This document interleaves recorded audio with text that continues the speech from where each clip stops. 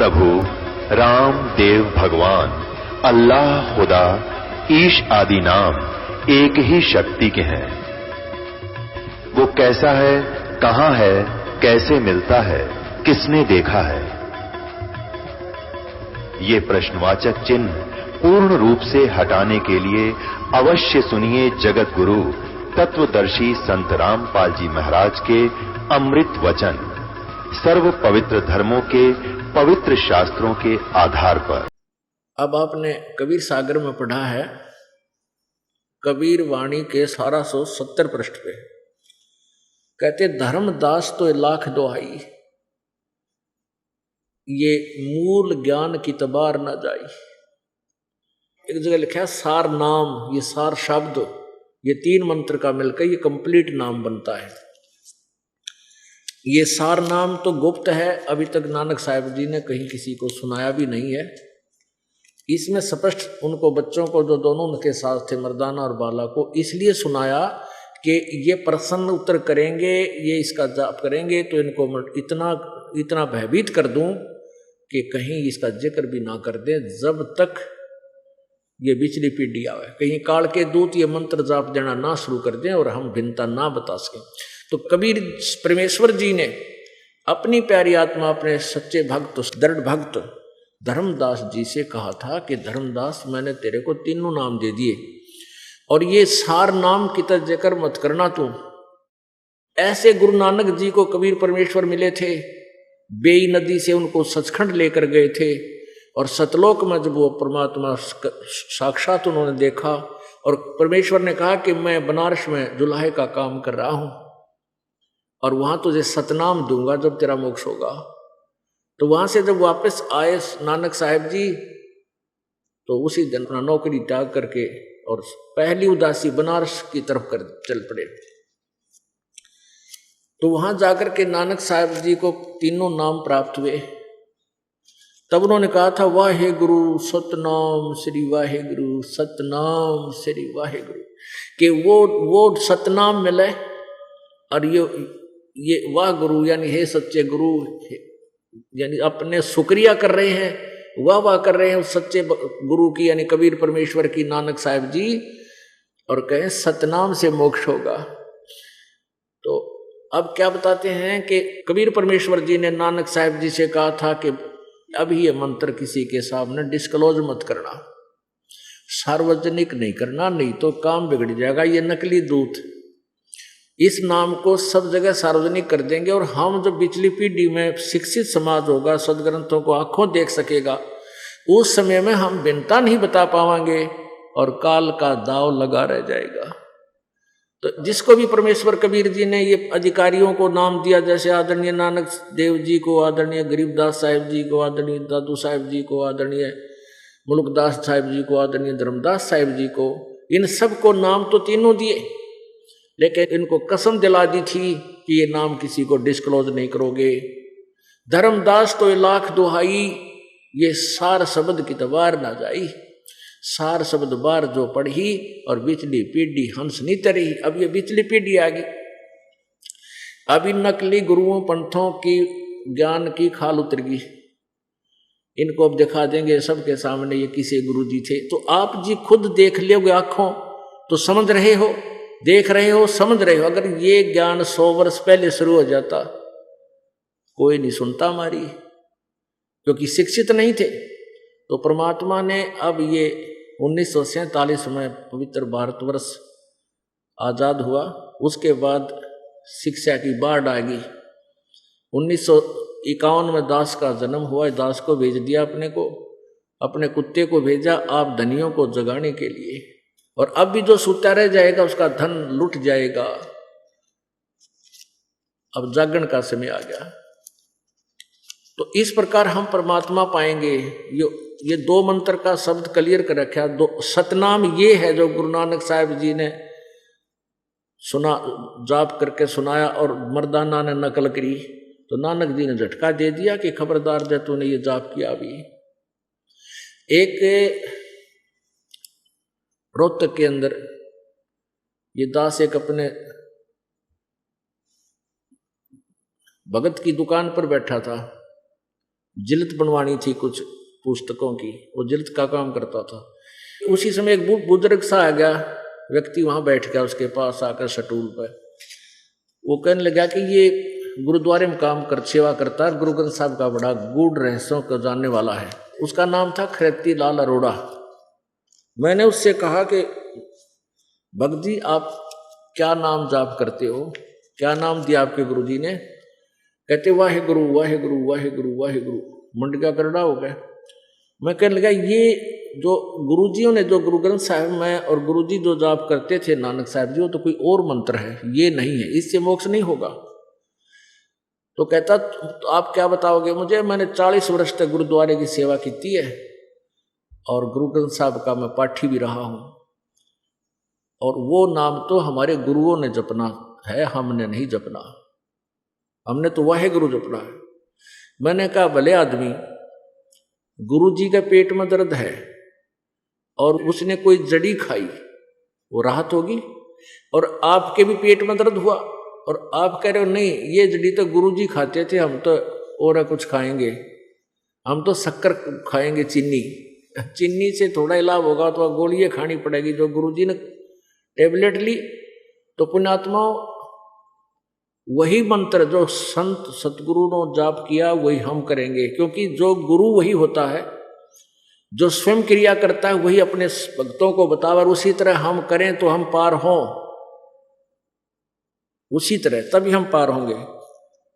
लेकिन वो माना नहीं, तो इसलिए कबीर परमेश्वर के वचनबद्ध होकर नानक साहब जी ने उसको इसलिए इतनी दृढ़ता से गुप्त रखा कि कहीं आने वाले समय में, क्योंकि ये नाम तो है ही उनकी वाणी में, वो वाणी निकाल दी गुरु ग्रंथ को संग्रह करते समय गुरु अर्जुन देव जी ने, अर्जुन देव जी, हाँ ये अंगद देव को बता रहे हैं, तो अंगद देव जी फिर अर्जुन देव जी ने आगे जो वो वाणी संग्रह किया, गुरु ग्रंथ साहब बनाया, तो उसमें ये वो वाणी छोड़ दी जिसमें सीधा ये मंत्र लिखा हुआ है।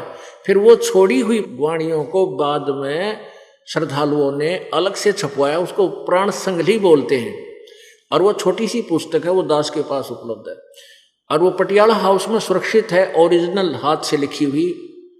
तो इसलिए गुरु ग्रंथ साहब में वो वाणी नहीं ली कि कहीं आने वाले समय में और सिख समाज इस मंत्र का जाप ना कर ले और गुरु जी के वचन का द्रोही ना हो जा, उल्लंघन ना हो जाए, इसलिए वो वास्तविक मंत्र ही छोड़ दिया। लेकिन फिर भी सांकेतिक शब्द कहीं कहीं गुरु ग्रंथ साहब में अब भी हैं। एक मंत्र का कि तो दूसरा, एक मंत्र कहीं लिखा है, दूसरा कहीं, तीसरा कहीं लिखा है, लेकिन उसको आम व्यक्ति नहीं समझ सकता, इसे दास ने समझा और आपको समझा रहा है। तो इस सारा कुछ ऐसे छुपा के रखने का उद्देश्य यही था कि इस पिछली पीढ़ी में आकर और आप सभी को सार्वजनिक कर दिया जाए, तो बुद्धिमान व्यक्ति आंखों देखकर सदग्रंथों को तुरंत इस दास की शरण में आकर और सतलोक चले जाएंगे, अपना कल्याण करवा लेंगे। बोलो सतगुरुदेव। परम पिता परमात्मा सारी सृष्टि के रचनहार कुल मालिक कबीर देव कबीर साहब परमेश्वर कबीर जी की कृपा से ऐसे शुभ समागम किसी पुण्य अक्षेत्र में हुआ करते हैं। साधु नदी और मेघ जल कहीं कहीं होता है मौज। परमात्मा अपनी महिमा आप ही बताने के लिए आते हैं और स्वयं ही हमें यथार्थ ज्ञान कराते हैं। वो परमेश्वर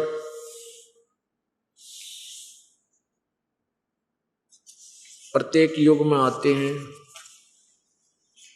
और इन भूले हुए प्राणियों को यथार्थ ज्ञान कराते हैं।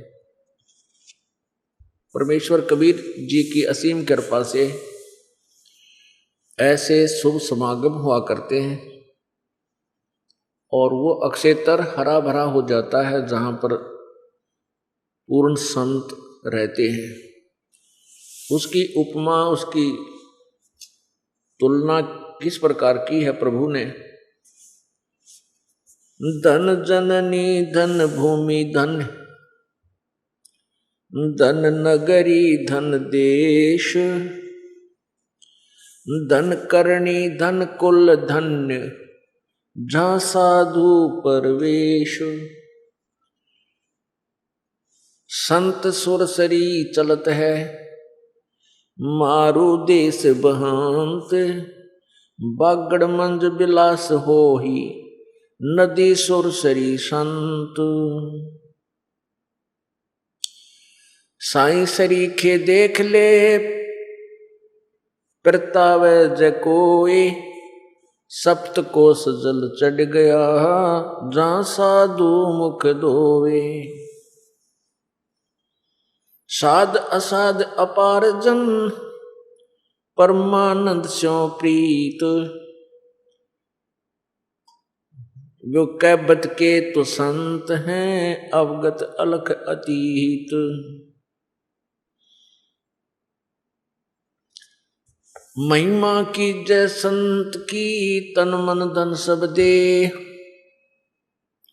सिर मांगे टाला नहीं, मोर ध्वज लख ले।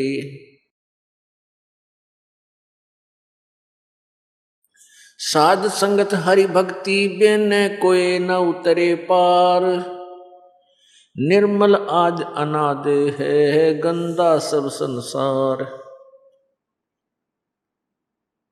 साध साध सब कोई कहावे, साध सुमत से जान, और कुमत कमावे सो जीव है, जैसे जल पाषाण।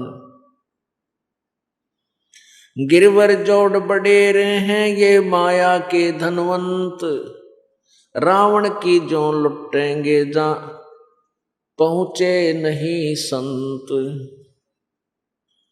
अब क्या बताया है कि धन्य जननी और धन्य भूमि, धन्य धन्य नगरी धन देश, धन्य करणी धन कुल धन्य, जहाँ साधु प्रवेश।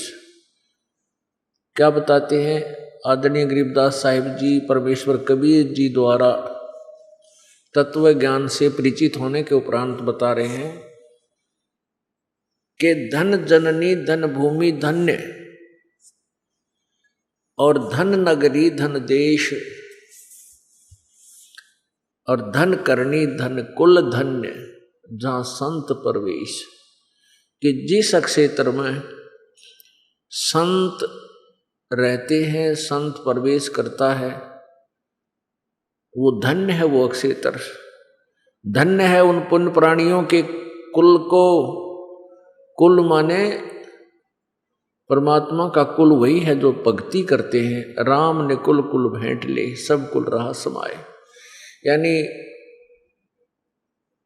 अच्छे पुण्यात्मा प्राणी ही उस क्षेत्र में होते हैं जहाँ परमात्मा स्वयं आते हैं या अपने किसी दास को भेजते हैं। तो ये क्षेत्र, हरियाणा क्षेत्र, एक विशेष पुण्यकर्मी प्राणियों का वासा है, निवास स्थान है। और भारतवर्ष, पूरा देश ही प्रभु का कृपा पात्र है। तो यहां बता रहे हैं कि धन जननी धन कुल धन, धन भूमि धन देश, धन नगरी धन देश, धन करणी धन कुल धन। आप जी की पिछली करणी धन्य है, जिसके कारण परमात्मा ने आपके पुण्यों को और आगे प्रफुल्लित कराने के लिए दास की सेवा इसी क्षेत्र में, इस पुण्य भूमि भारतवर्ष में लगाई। अब क्या बताते हैं, संत सुरसरी चलत है, मारू देश बहांत, बागड़ मंज बिलास होवे इसे, नदी सुरसरी संत।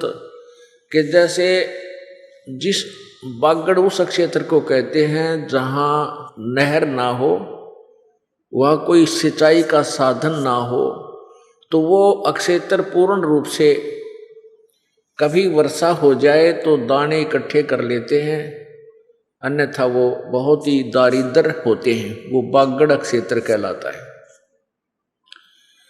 और उस बागड़ क्षेत्र में जब दरिया नहर आ जाती है, दरिया आ जाती है, तो वो व्यक्ति धन धान्य से परिपूर्ण हो जाते हैं, वो मालो माल हो जाते हैं। जैसे आज से लगभग 30-40 वर्ष पहले इधर बिहानी क्षेत्र और ये सारा हिसार सिरसा अक्षेत्र ये सारा बागड़ कहलाता था और बहुत ही गरीब हालत थी किस प्रत्येक प्राणी की, प्रत्येक व्यक्ति की। और जब से ये नहरें निकली हैं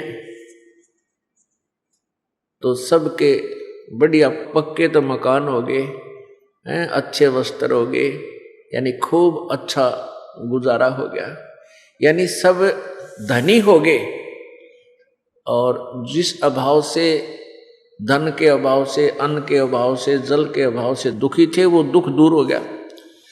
ऐसे ही जहां पर संत नहीं होते जिस क्षेत्र में, संत सुरसरी बहत है मारू देश बहंत। मारू देश वो होता है जहां पर पानी सिंचाई का साधन ना हो। तो संत रूपी सुरसरी माने गंगा, संत सुरसरी बहत है दरिया, और मारू देश बहंत और बागड़ मंज विलास हो, इसे नदी सुरसरी संत। उसी का क्षेत्र, उसी का तुलना करते हुए बताया है कि जिस प्रकार जहां परमात्मा की भक्ति शास्त्र अनुकूल नहीं है और संत का आशीर्वाद उन पर नहीं है, परम संत का, तो वो व्यक्ति, वो अक्षेत्र ऐसा है जैसे नहर रहित, सिंचाई के साधन रहित अक्षेत्र होता है। और जहां पर संत रूपी सुरसरी यानी वो गंगा बहने लग जाती है तो वो इतने सुखी हो जाते हैं जैसे दरिया आने के बाद, नहर आने के बाद वो अक्षेत्र के किसान और प्रत्येक व्यक्ति यानी मालो माल हो जाता है। अब संत सुरसरी चलत है मारू देश बहंत, हमारे सबके हृदय मारू हो रहे थे, भक्ति करना चाहते थे, दान भी चाहते थे करें, और जैसी जैसी आत्मा की तरफ थी हम कर भी रहे थे, लेकिन कोई लाभ नहीं था। और जब से परमात्मा की भक्त शास्त्र अनुकूल साधना मिली है, आज देख लो उनके किसे ठाठ कर रखे परमात्मा ने। इस दास को लगभग 15 वर्ष हो गए, 16 वर्ष हो गए नाम देते ने, और उस समय के जो भक्त श्रद्धा से लगे हुए हैं, जिनके पास साइकिल भी नहीं था, आज कार गाड़ियां हैं उनके पास। ये तो यहाँ का धन, ये तो यहाँ का धन है। और वास्तविक धन जो हमें सतलोक में चाहिए, उसका तो यहाँ किसी प्रकार भी पैमाना तुलना की नहीं जा सकती, कोई पैमाना नहीं जो उस कमाई को हम नाप कर आपको बता दें। उसके विषय में बताया है परमात्मा ने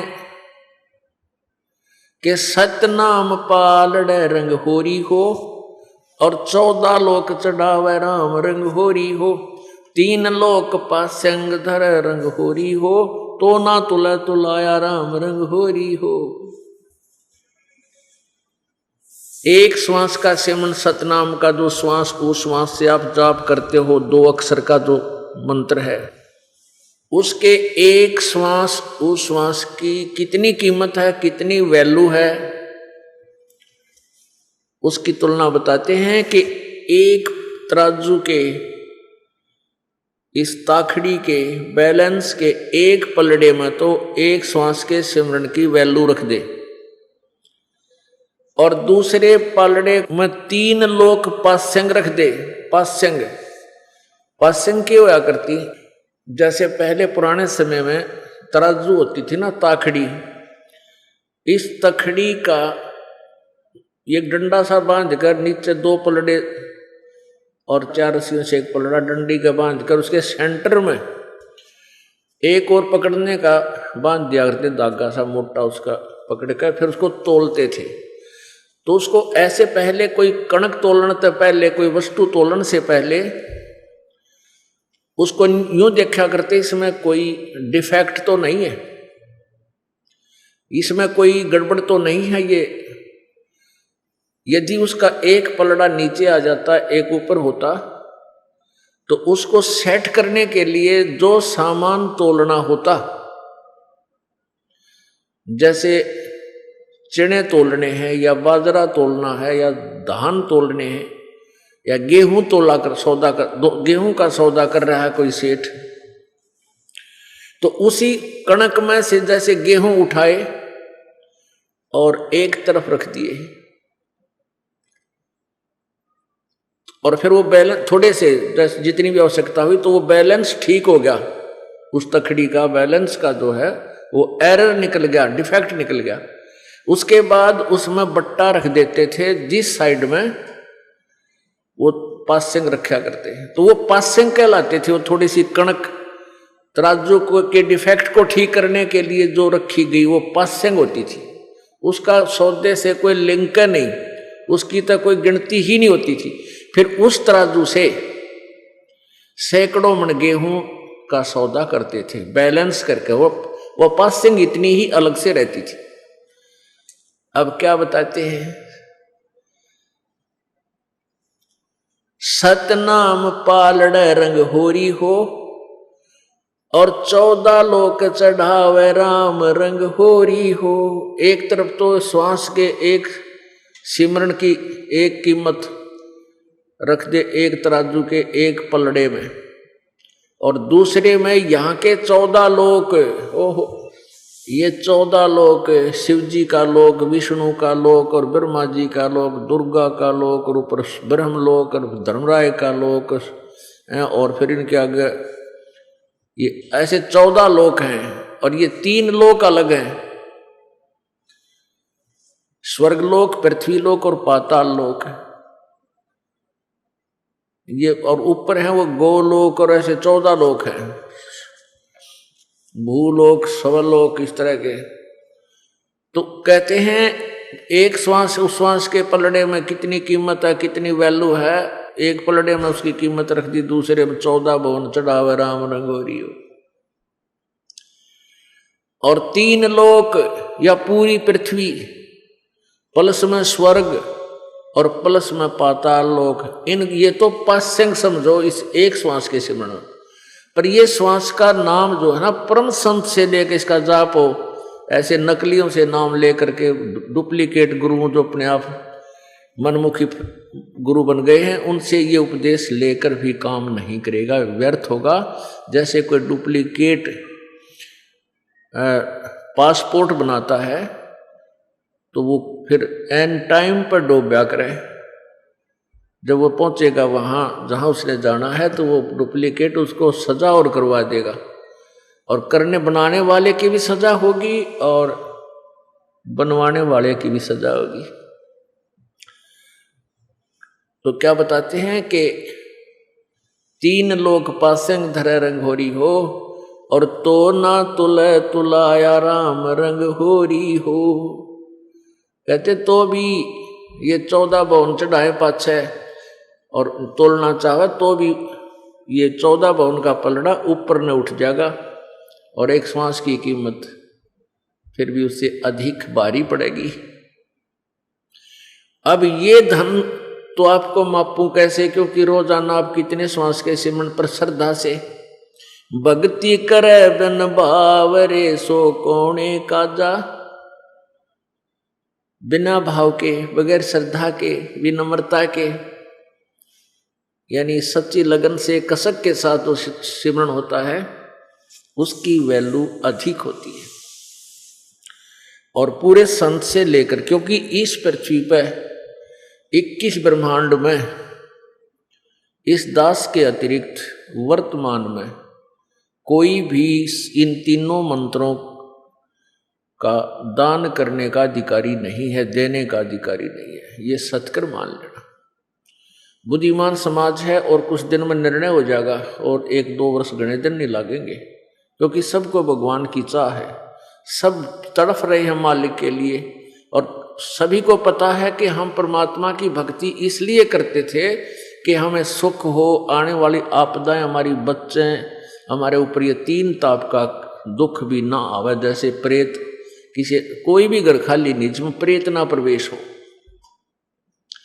जिसमें पितर परेशान ना कर रहे हो, जिनके ऊपर कोई ना कोई किसी का जंतर मंत्र ना कर रखा हो। ठीक है, किसी को मालूम है, किसी को मालूम नहीं है। तो परमात्मा कबीर जी की शरण में आने से वो तीनों ताप का कष्ट भी दूर हो जाएगा। तुम कौन राम का जपते जापम, तात कटे ना तीनों तापम। तुम किन भगवानों की भक्ति करते हो जिनसे तुम्हारे 3 ताप भी समाप्त नहीं हो रहे, कर्म दंड भी मोक्ष नहीं हो रहा, पाप कर्म दंड भी मोक्ष नहीं हो रहा। तो तुम कौन राम का जपते जापम। ब्रह्म और परब्रह्म, ब्रह्मा विष्णु महेश तक की पूजाओं से कर्म पाप कर्म दंड नाश नहीं होता। वर्क डन किया कर्म ही प्राप्त होता है। जैसा कर्म प्राणी करता है वैसा ही भोगना पड़ता है। केवल एक परम अक्षर ब्रह्म यानी पूर्ण परमात्मा सत्य पुरुष कबीर देव जी की भक्ति से आपके 3 ताप भी नष्ट होंगे और आपके ये पितर भी सब सिद्ध हो जाएंगे, इनका कल्याण हो जाएगा। जो जिन पितरों के मोक्ष के लिए आप कभी श्राद्ध निकालते हो, कभी आपकी तरह पिंड भरवा का आते हो और पता नहीं क्या क्या लटोटर करते हो, उनसे उनकी मुक्ति हो ही नहीं सकती। उनका मोक्ष होगा पूर्ण संत से उपदेश लेकर और साधना करने से। आपके 7 पीढ़ी तक के पूर्व के पितर जो भूत बने हुए हैं वो सभी मोक्ष को प्राप्त हो जाएंगे। ये ऐसी भक्ति साधना है। अब जैसे आप पिंड भरवा देते हो, पिंड दान कर देते हो, उससे क्या होता है कि उसकी भूत जूनी छूट जाती है, गधे की योनि में चला जाता है। अब क्या कल्याण करवा दिया आपने। कहते भूत जूनी जा छूटे है, पिंड प्रदान करंत, दास गरीब कबीर कहे भाई नहीं मिले भगवंत। ऐसे मालिक प्राप्ति ना हुए और परमात्मा की सच्ची भक्ति करने वाले उनके नाम से पाठ आदि करा देते भक्त, और जिस कारण से उनको भी उनके पितरों का भी भूतों का छुटकारा हो जाता है और फिर उनको मानव शरीर मिल जाता है। जो सच्ची भक्ति करते हैं पितरों का भी कल्याण हो जाएगा आपका, और आपका तो होगा ही होगा।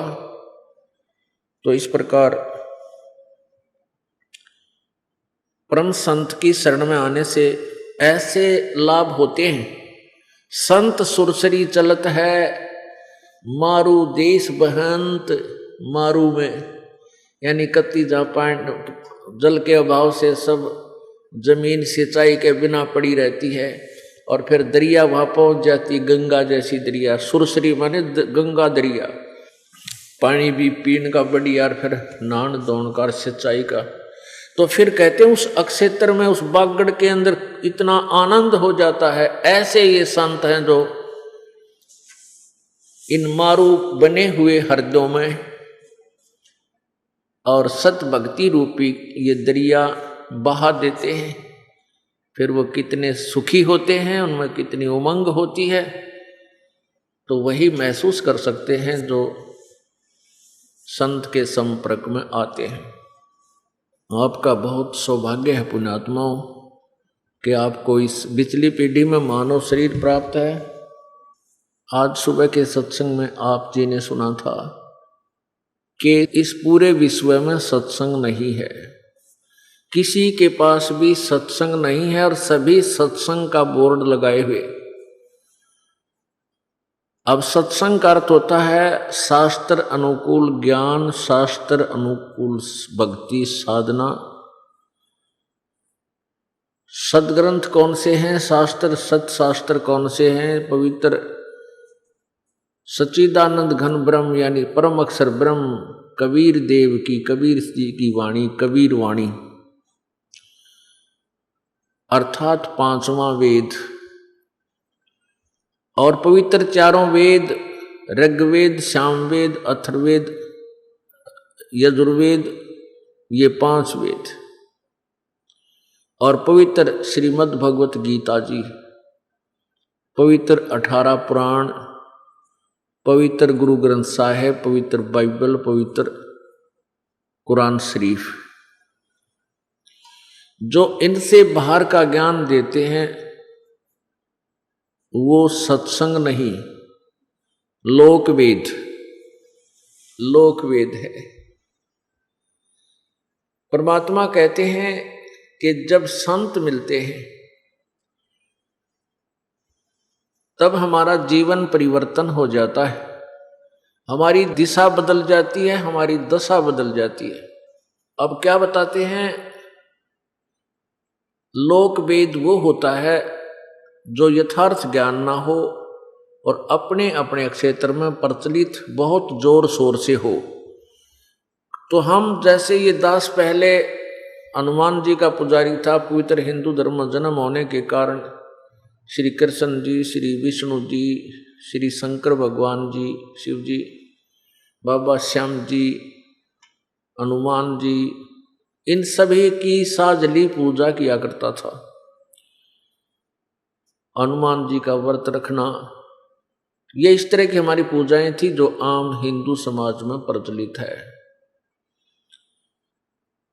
उसके विषय में परमात्मा बता रहे हैं कि पीछे लग गया जाऊं था मैं लोक वेद के साथ, रस्ते में सतगुरु मिले, वो परम संत मिल गए जिन दीपक दे दिया हाथ। अब परमात्मा क्या बताना चाहते हैं कि जैसे हम पहले अन्य साधना करते थे, आन उपासना कहते हैं उसको, शास्त्र विधि को त्याग कर मनमाना आचरण करना, ये लोक वेद के आधार से शास्त्र विरुद्ध साधना होती है।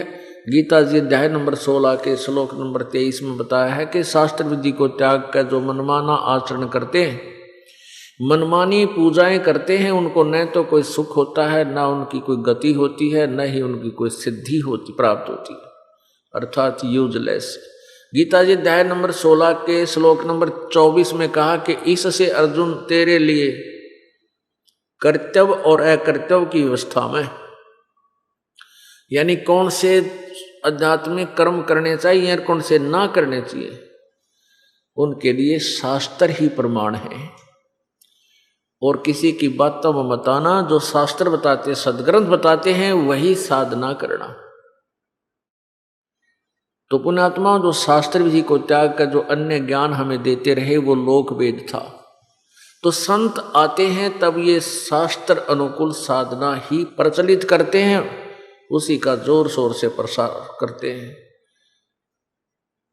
और उसके अतिरिक्त जो भी साधना हम करते हैं वो यूजलेस होती है, जिस कारण से सभी प्राणी नास्तिकता की ओर अग्रसर हो जाते हैं। आप देख रहे हो वर्तमान में न संतों की कोई कमी है और श्रद्धालुओं की कमी नहीं। किसी भी पंथ में देख ले 20, 30, 50 लाख करोड़ से कम से जुड़े नहीं। तो इसे सिद्ध है कि चाह तो भगवान की घनी बढ़गी और संत भी बहुत हैं। आप किसी टीवी चैनल न देख लो, आध्यात्मिक टीवी चैनल, उसने सांस नहीं आंदा, इतने गुरु और इतने संत हैं और खूब बढ़िया दिखे, ये बड़े अच्छा प्रवचन कर रहे हैं। इब वो अच्छा कर रहे हैं, शास्त्र अनुकूल कर रहे हैं या विरुद्ध कर रहे हैं, इसका श्रोताओं को क्या पता। ये तो डॉक्टर की दवाई को, मेडिसिन को डॉक्टर ही बता सकता है कि ये ठीक है या गलत है, या इस रोग की है या नहीं है, तो मरीज को क्या पता। तो ये दास इस आध्यात्मिक मार्ग का डॉक्टर बना दिया कबीर भगवान ने, और आप जी मरीज हैं। सभी, क्योंकि हम सभी को जन्म और मृत्यु का एक दीर्घ रोग लगा हुआ है, जन्म और मृत्यु का। और जब तक ये जन्म और मृत्यु का रोग नहीं कटेगा, इतना जीव सुखी नहीं हो सकता। तो ये जन्म और मृत्यु का रोग ना ब्रह्मा जी का कटया, ना विष्णु जी का कटया, ना शिव जी का कटया, ये भी जन्म और मृत्यु है। ना ब्रह्म का कटया और ना परब्रह्म का कटा हुआ, ये सभी रोगी हैं। अब प्रसंग यहां से शुरू हुआ है कि आज सुबह के सत्संग से प्रसंग ये चल रहा है कि 3 लोक और भवन चतुर्दश, परमात्मा ने आकर बताया कि 3 लोक और भवन चतुर्दश, कोई नहीं सत्संगी। इन तीनों लोकों में, पृथ्वी पर, पाताल पर और स्वर्ग पर, और ये 14 भवन ब्रह्मा जी के लोक में, विष्णु जी के लोक में, शिव जी के लोक में और देवी के लोक में, ब्रह्मलोक में, धर्मराज के लोक में, गोलोक में, और एक शपथपुरी भी है। और इसके ब्रह्म लोक के भी इस काल ने और भी कई नकली सतलोक, अलखलोक, अगमलोक, नामी लोक बना रखे। कहते इन सभी में कोई भी सत्संगी नहीं है। पुण्यात्माओं, एकदम धक्का सा लगता है नई आत्माओं को कि 21 ब्रह्मांड में कोई भी सत्संगी नहीं। क्या ये रामपाल ही सत्संगी है? बिल्कुल ये सही मान लेना, ये दास ही सत्संगी है, या इस दास के अनुयायी जो इस बात को समझ चुके ये सत्संगी है। इस 21 ब्रह्मांड में कोई सत्संगी नहीं है।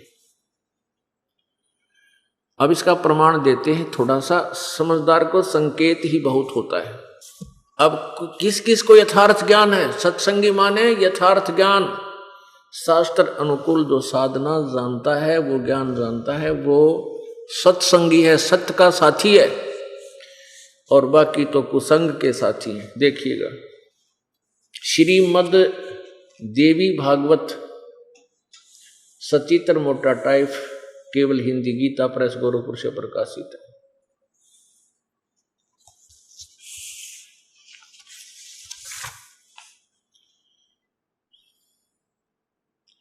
श्रीमद् देवी भागवत सचित्र मोटा टाइप, केवल हिंदी, संपादक हनुमान प्रसाद पोदार, चमनलाल गोस्वामी। और इस प्रकाशक में मुद्रक हैं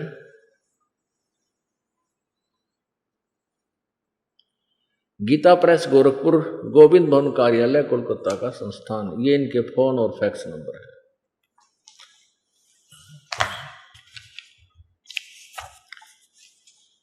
इसके प्रश्न नंबर 28 पे बहुत कुछ निर्णय होगा। यह है पहला स्कंद,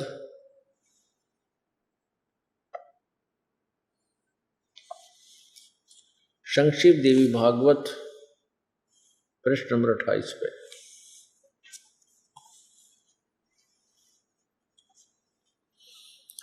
नारद जी ने कहा, महाभाग व्यास जी, तुम इस विषय में जो पूछ रहे हो ठीक यही प्रश्न मेरे पिताजी ने भगवान श्री हरि से किया था।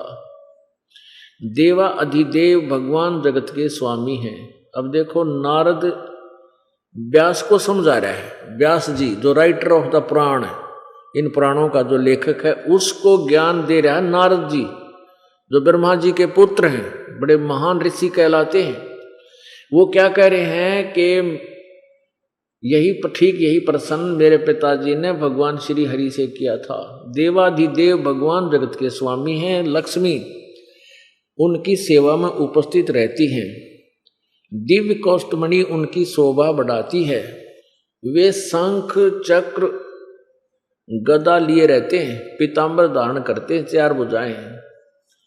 वक्ष स्थल पर श्रीवत्स का चिन्ह चमकता रहता है। वे चराचर जगत के आश्रयदाता हैं, जगत गुरु एवं देवताओं के भी देवता हैं। अब विष्णु को जगत गुरु कह रहे हैं नारद जी, और सब देवताओं के देवता। ऐसे जगत प्रभु भगवान श्री हरि महान तप कर रहे थे, उनकी समाधि लगी थी। यह देखकर मेरे पिता ब्रह्मा जी को बड़ा आश्चर्य हुआ।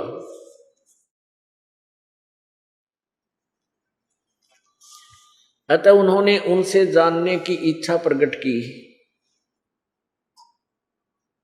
ब्रह्मा जी ने पूछा, प्रभु आप देवताओं के अध्यक्ष, जगत के स्वामी और भूत भविष्य एवं वर्तमान सभी जीवों के एकमात्र शासक हैं। अब ब्रह्मा जी का ज्ञान देख लो क्या कह रहा है।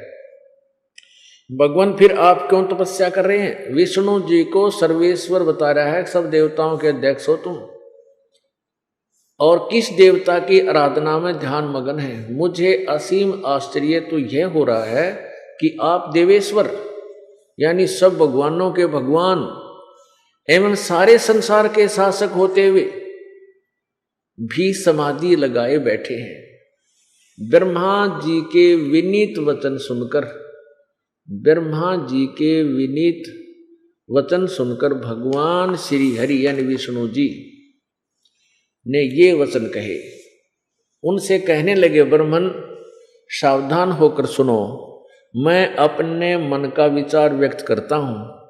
देवता, दानव, मानव यह सभी यही जानते हैं कि तुम सृष्टि करते हो, मैं पालन करता हूँ और संकर संहार किया करते हैं, किंतु फिर भी वेद के पारगामी पुरुष अपनी युक्ति से यह सिद्ध करते हैं कि रचने, पालने और संहार करने की ये योग्यता जो हमें मिली है उसकी अधिष्ठात्री शक्ति देवी है यानी दुर्गा है।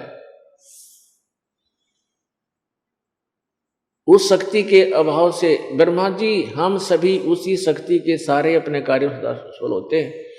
आए हैं सुअर्थ, प्रत्यक्ष और परोक्ष दोनों उदाहरण मैं तुम्हारे सामने रखता हूं। सुनो, यह निश्चित बात है कि उस शक्ति के अधीन होकर ही मैं प्रलय काल में इस शेष नाग की सैया पर सोता और सृष्टि करने का अवसर आने पर जाग जाता हूं। मैं सदा तप करने में लगा रहता हूं। उस शक्ति के शासन से कभी मुक्त नहीं रह सकता। दुर्गा से कभी अवसर मिला तो लक्ष्मी के साथ सुखपूर्वक समय बिताने का सौभाग्य प्राप्त होता है। मैं कभी तो दानों के साथ युद्ध करता हूं। अखिल जगत को भय पहुंचाने वाले दैत्यों के विकराल शरीरों को शांत करना मेरा परम कर्तव्य हो जाता है। आगे देखो, ये 29 पृष्ठ पर आगे हम 29 पृष्ठ पर पढ़ रहे हैं। ये अब जो पढ़ा पहले 28 से शुरू किया था।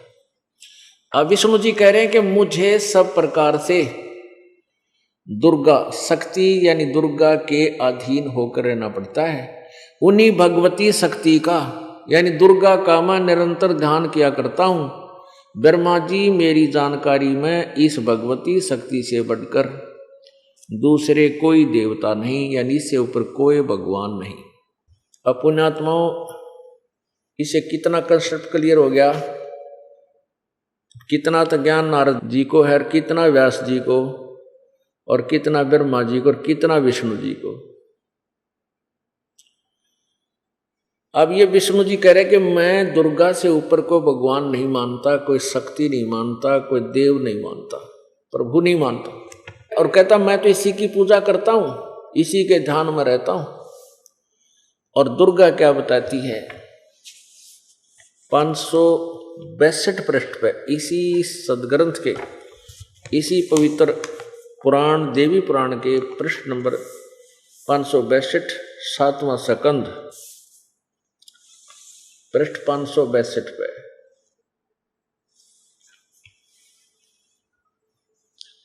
देवी के द्वारा हिमालय को ज्ञानोपदेश ब्रह्म स्वरूप का वर्णन। अब यहां श्री देवी जी कहने लगी, पर्वतराज इस प्रकार योग युक्त होकर, ये पहले तो अपना बता रही, फिर क्या कहती है कि उस ब्रह्म का क्या स्वरूप है यह बतलाया जाता है, जो प्रकाश रूप सबके अत्यंत समीप में स्थित हृदय रूप गुहा में स्थित होने के कारण गुहाचर नाम से प्रसिद्ध और महान पद अर्थात परम प्राप्य है। अब दुर्गा जी महिमा तो गा रही है उस परम अक्षर ब्रह्म की और साधना बता रही है ब्रह्म की। अब क्या चक्कर है कि जैसे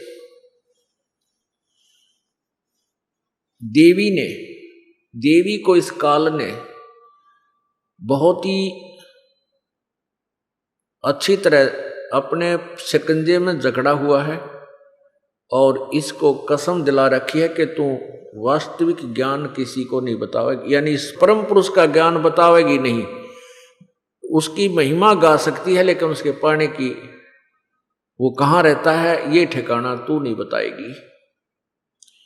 और काल भगवान ने इस प्रकार सभी को मिसगाइड करके यथार्थ ज्ञान से दूर रखा हुआ। ये तो परमात्मा स्वयं आते हैं और वो अपनी प्यारी आत्मा पर दया करके ये ज्ञान समझाते हैं।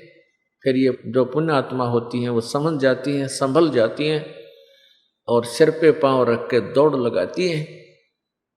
आपको जब सही और हृदय में ये दस जाएगा ना तत्व ज्ञान, अभी तो आप बालक हो,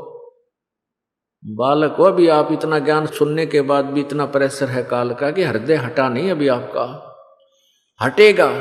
तरीका यही है, प्रोसीजर यही है, ज्ञान सुनो, भक्ति करते रहो। इस ज्ञान की और भक्ति का एक ऐसा तालमेल आखिर में जुड़ेगा, आपकी जड़ निकल जाएगी यहाँ से नफरत। जैसे किसी को कोई चीज अच्छी नहीं लगती या जिसे एलर्जी हो जाती है, उसका उल्टी गिर जाती है तो उसको कोई कह दे इसने खा ले, तो ऐसे यहाँ की हर वस्तु से आपका इतना हृदय हट जाएगा तो तब आप यहाँ से चलन की योग्य हो जाओगे। अभी तो हम यहाँ माया मांगे हैं, सुख हो जा, बेटे का बेट पुत्र हो जा, नौकरी लग जा। अरे ये तो अवश्य लगेगा, अवश्य देगा मालिक आपको। या तो मांगण की चीज को न दरबार माए पास है, लेकिन एकदम नहीं होता। जो पुराने भक्त हैं वो तो अच्छी तरह समझ भी चुके हैं इस बात को और वो इस अतिथि में पहुंच रहे हैं, लग रहे हैं उसके निकट। और जो नए नए आते हैं बेचारे वो महादुखी हैं, काल के पीटे हुए, तोड़े हुए देही तोड़ रखी है उसने काल ने। भूता ने कति उद्मस्ता रखा सबके घर में, कुक्रम तार रखा है, कोई घर खाली नहीं छोड़ रखा। और परमात्मा की जहाँ भक्ति शुरू हो जाती है ये न्यू जाते हैं जैसे आल आउट रहे पाछा मच्छर बाहर निकलने का रास्ता ढूंढा करें। तो जिस घर में परमात्मा सतपुरुष कबीर जी की भक्ति इस दास के द्वारा शुरू हो जाती है उसमें आल आउट की जैसे मच्छर भगा देती है, ऐसे यह भक्ति सब इन दुखदायी तत्वों को आपसे दूर करने लग जाएगा। जितना भी देखो समय लगता है, ऑल आउट भी 1-2 घंटे लानी पड़े जब पूरा काम करती है, तो ऐसे ही मालिक की इस भक्ति में समय अवश्य लगेगा लेकिन कल्याण आपका हो जाएगा। तो कुछ जो नए आते हैं वो तो उस दुख का निवारण ही चाहेंगे, वो होगा पहले तो उस वही होगा तभी आपका विश्वास होगा। ना बात बनाए बात नहीं, कोई नहीं विश्वास हो सकता किसी को। जो दास परमेश्वर कबीर साहिब जी की जो महिमा सुनाता है और फिर आपके साथ वो घटना सत्य होंगी जब आपका जचेगी सचमुच यह बात सच्ची से। अब थोड़ा सा प्रसंग, अब दुर्गा क्या कह रही है, वह समस्त प्रजा के ज्ञान से परे है, उस ब्रह्म का स्वरूप बता रही है दुर्गा, तथा किसी की बुद्धि माने वाला नहीं है ये तुम जानो। जो परम प्रकाश रूप सूक्ष्म से अत्यंत सूक्ष्म है, जिसमें संपूर्ण लोक और उन लोकों में निवास करने वाले प्राणी सतीत हैं, वही ये अक्षर ब्रह्म है। यहां अक्षर ब्रह्म कह दिया।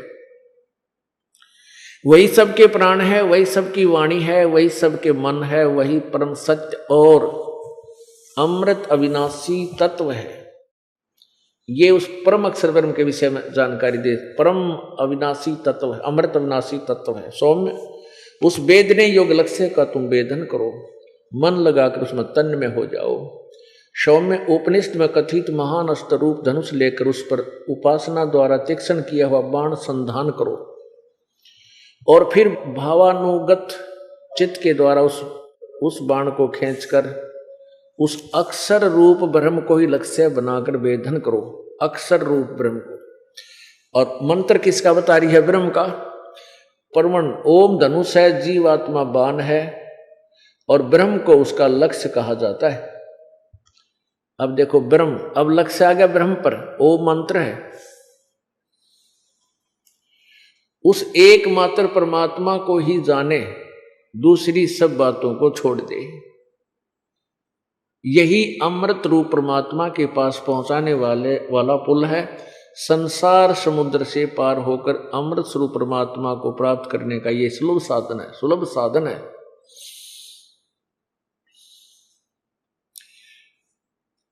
इस आत्मा का या देखो परब्रह्म संचरण करता है, उस हृदय में ही विविध रूपों में प्रकट होने वाला परब्रह्म संचरण करता है, अंतर्यामी रूप से वर्तमान रहता है। अब परब्रह्म पाएगी और अंतर्यामी रूप से वर्तमान रहता है।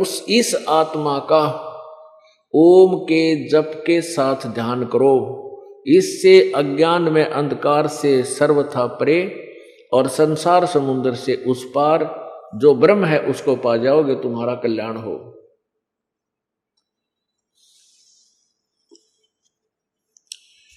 वह सबका आत्मा ब्रह्म, अब क्या कह रही है, वह सबका आत्मा ब्रह्म ब्रह्मलोक रूप दिव्य आकाश में स्थित है।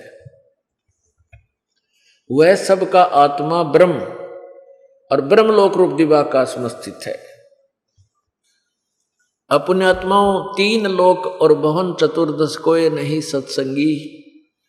अब ये प्रसंग चल रहा है, आपने ऋषि शिरोमणि नारद जी, व्यास जी के वचन, ब्रह्मा जी यानी तीन लोक के भगवानों के वचन, विष्णु जी के वचन सुन लिए। इन तीनों भगवानों में ब्रह्मा जी, विष्णु और शिव जी में ब्रह्मा जी को ही ये विद्वान मानते हैं, विष्णु जी और शिव जी। अब ब्रह्मा जी कह रहा है श्री विष्णु जी को कि आप देवेश्वर हो, सर्वेश्वर हो, सभी के दाता हो, सबके पूरे जगत के विधाता हो। और विष्णु जी कह रहे हैं कि मैं तो दुर्गा का पुजारी हूँ, दुर्गा से ऊपर कोई किसी को मानता ही नहीं, कोई और देव नहीं है मेरी दृष्टि में, मेरे ज्ञान के आधार से। यही परम शक्ति, यही परम परमात्मा है। अब दुर्गा कह रही है कि उस ब्रह्म की पूजा करो, उसका ओम नाम है, वो ब्रह्मलोक में रहता है।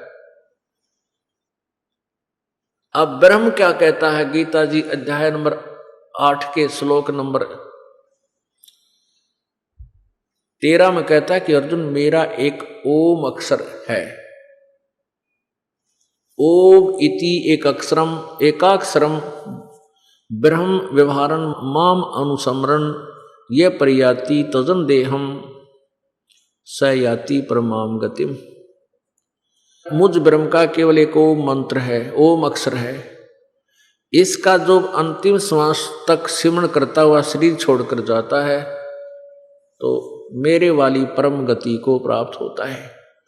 अपनी परम गति को गीता जी अध्याय नंबर 7 के श्लोक 18 में गीता ज्ञानदाता कहता है कि ये सभी ज्ञानी आत्मा हैं तो उद्धार, लेकिन ये मेरे वाली घटिया साधना में, अनुत्तम अश्रेष्ठ साधना में ही आश्रित हैं। अब उसके लिए बताया गीता जी अध्याय नंबर 15 के श्लोक नंबर 1 से 4 में कि तत्वदर्शी संत की खोज करने के उपरांत और वो तत्वदर्शी संत की पहचान बताते हुए कहा कि जो ऊपर को जड़, नीचे को तीनों गुण रूपी शाखा वाले पूरे संसार रूपी वृक्ष का सब पार्ट सहित, सब भागों सहित विवरण बताता है, वो तत्वदर्शी संत है। उसके पश्चात उस परम पद परमेश्वर की खोज करनी चाहिए, जहां जाने के बाद ये प्राणी फिर लौटकर संसार में नहीं आते, अर्थात जिनकी जन्म मृत्यु नहीं होती और जिस परमात्मा ने सब ब्रह्मांडों की रचना की। ये गीता ज्ञानदाता ब्रह्म बोल रहा है, श्री कृष्ण में प्रवेश करके प्रेत की तरह। और ये अपनी स्थिति बता रहा गीता जी अध्याय नंबर 2 के श्लोक 12 में और अध्याय नंबर 4 के श्लोक 5 और 9 में कि अर्जुन ये सभी सैनिक पहले भी थे, आगे भी होंगे, और मैं भी और तू भी पहले भी थे, आगे भी थे, ये ना सोच के हम अभी वर्तमान में ही है। फिर गीता जी अध्याय नंबर 2 के ही श्लोक नंबर 17 में कहा कि अविनाशी तो उसको जान जिसको मारने में कोई भी समर्थ नहीं है। गीता जी अध्याय नंबर 4 के श्लोक नंबर 5 और 9 में कहा कि अर्जुन तेरे और मेरे बहुत जन्म हो चुके, तू नहीं जानता।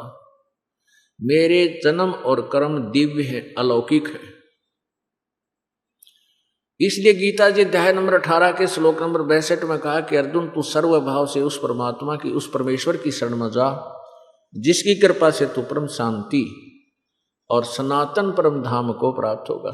परम शांति उसी समय होगी जब हमारा जन्म और मृत्यु का रोग कट जाएगा।